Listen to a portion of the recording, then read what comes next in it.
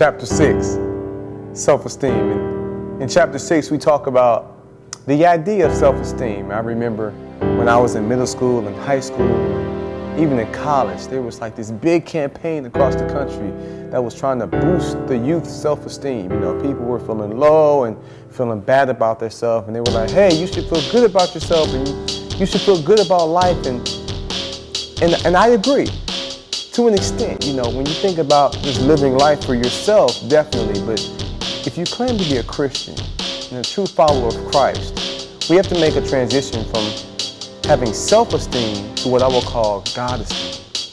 You see, there's a big difference here. Self-esteem is we're getting to a point where we're confident in ourselves. And I'll be honest with you, our confidence should be in Christ.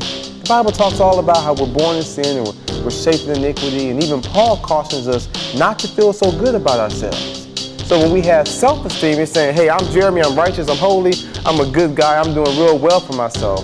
When God is like, I gave you that.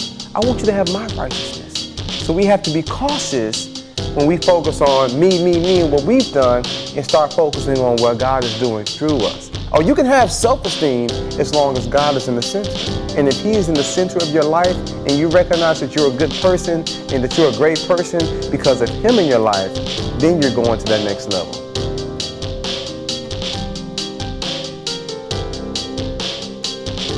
We shouldn't be too sure in ourselves. I shouldn't be too sure in myself.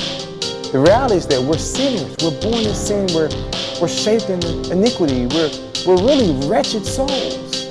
And without God in our lives, we're lost. Our battle between our salvation is at war. You've got the flesh and you've got the spirit. The self and the spirit here. So the more we decrease the self, the more God's spirit will increase.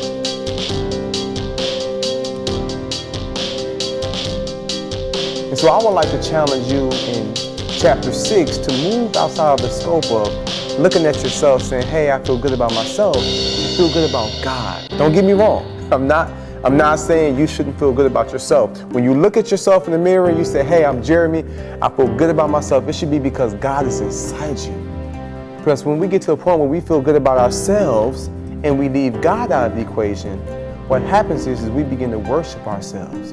And we begin to focus on our existence without God. So in chapter 6, I'm more focusing and moving from a transition of having self-esteem to having God-esteem.